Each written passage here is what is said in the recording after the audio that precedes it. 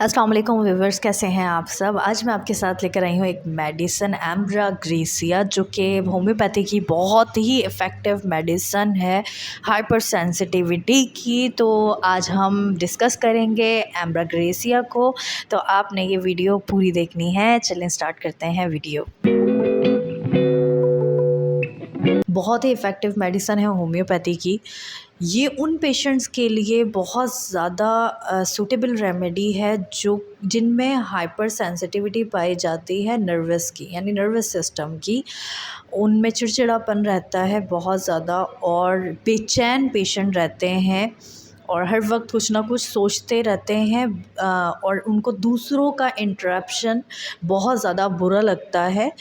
ये जो पेशेंट है, जैसे कि मैंने कहा, हाइपर सेंसिटिवनेस पाई जाएगी, तो वो हर तरीके से होगी hyper sensitiveness, like sound, like body physical hyper sensitiveness भी होगी, यानी जो पूरी बॉडी होगी उसको बहुत ज़्यादा जल्दी ठंड भी लगा करेगी और नमनेस का एहसास भी, यानी होल बॉडी में इनके नमनेस का, सुनपन का एहसास होगा क्योंकि हाइपर सेंसिटिव पेशेंट है। तो अगर पेशेंट को हाइपर सेंसिटिविटी है तो हर तरीके से, लाइक साउंड, गाना बजाना, लोगों के साथ रहना, यानी उसको बिल्कुल पसंद नहीं आएगा, वो अकेले रहना पसंद करेगा। उसकी पूरी बॉडी में ठंड का एहसास भी बहुत जल्दी लगेगा और पूरी बॉडी में सुनपन, नमनेस का एहसास होगा, यानी नॉर्मल वेदर होगा लेकिन उसे ठंड लगा करेगी, ये बॉडी में नमनेस हो, सुनपन हो। अच्छा, ये जो कंडीशन है ये होल बॉडी में भी हो सकती है और बॉडी के जस्ट कुछ पार्ट्स में भी। जैसे अक्सर पेशेंट आते हैं और कहते हैं हमारी कुछ फिंगर्स जो हैं वो सुन हो रही हैं, अक्सर ये एहसास हो रहा है। इस मेडिसिन का एक और बहुत अच्छा सिम्टम है, भले पेशेंट ओल्ड एज नहीं है लेकिन वो अपनी एज से बड़ा ही लगेगा। तो अगर ये तमाम सिम्टम है और पेशेंट की एज वो नहीं है लेकिन अपनी एज से बड़ा लग रहा है, तो आप उस पेशेंट को ये मेडिसिन यूज़ करवा सकते हैं। बहुत ही इफ़ेक्टिव मेडिसिन होगी उस पेशेंट के लिए।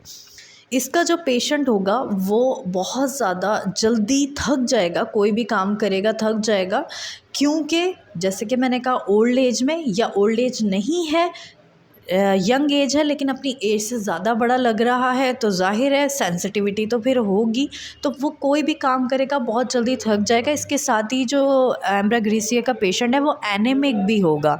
अब मैं आपको बताती हूँ इस पेशेंट के कॉन्स्टिट्यूशन कैसा होगा, किस तरीके से आप इस पेशेंट को देखते ही पहचान सकते हैं कि भाई ये एम्ब्राग्रेसिया का पेशेंट है। इसका जो पेशेंट है, जो अगर मैं फ़ीमेल्स में कहूँ, बहुत ही अनअट्रैक्टिव पर्सनैलिटी होगी, बिल्कुल थिन होगा, जैसे हम बोनी कहते हैं, ये जो पर्सन है बिल्कुल बोनी है, यानी हड्डियाँ निकलती हुई होंगी।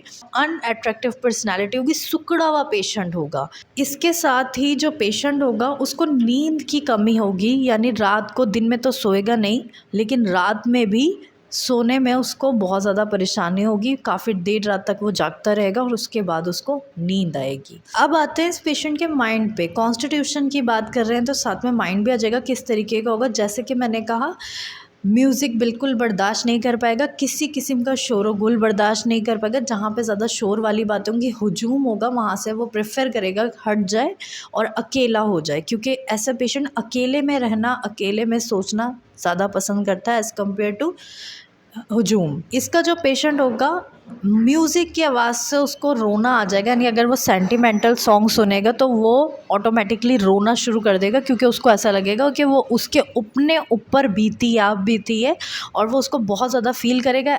एंड अगेन हाइपर सेंसिटिविटी पाई जाएगी इस पेशेंट में, जो मैंने पहला लफ्ज़ बोला इस रेमेडी के लिए।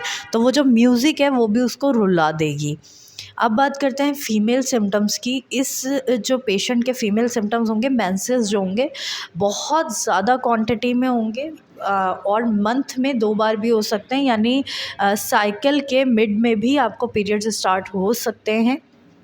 इसके साथ ही इसकी जो पेशेंट होगा उसको लिकोरिया की भी शिकायत होगी, येलोइश और ब्लूइश कलर का लिकोरिया होगा, और रात के टाइम जो लिकोरिया की शिकायत है वो बहुत ज़्यादा बढ़ जाएगी।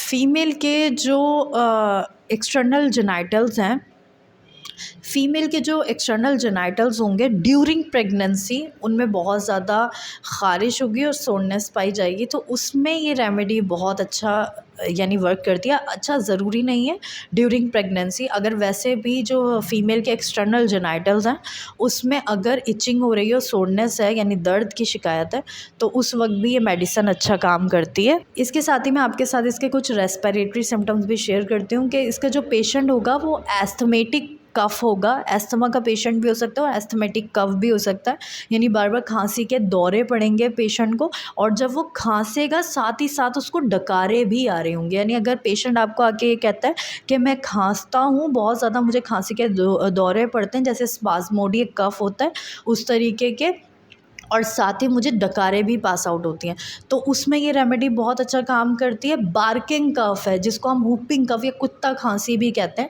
उसमें ये रेमेडी बहुत अच्छा काम करती है। और जब पेशेंट खांसता है तो वो आपको ये बोलेगा ऐसा लगता है चेस्ट से अंदर से मुझे खांसी की वो आ रही है, आवाज़ आ रही है, तो उस वक्त ये रेमेडी बहुत अच्छा काम करती है। और साथ ही इसका जो पेशेंट है अगर सुबह के टाइम उठेगा तो उसकी जो आवाज़ है वो बिल्कुल बैठी हुई होगी, यानी हॉर्सनेस इन मॉर्निंग, यानी मॉर्निंग के वक्त उसकी जो आवाज़ है बिल्कुल बैठी हुई होगी। इसके साथ ही मैं आपके साथ इसका एक यूरिन का बहुत ही अहम सिम्टम है शेयर करूंगी कि इसका जो पेशेंट है उसको एक तो यूरिनरी ब्लडर और रेक्टम दोनों में बर्निंग का एहसास होगा, और उसको ऐसा लगेगा बार बार कि उसका जो यूरिन है उसके कुछ ड्रॉप्स जो हैं वो पास आउट हो चुके हैं बॉडी से, यानी उसको ये वहम रहेगा कि जो यूरिन है वो पास आउट हो चुका है, उसके कुछ ड्रॉप्स जो है वो पास आउट हो चुके हैं।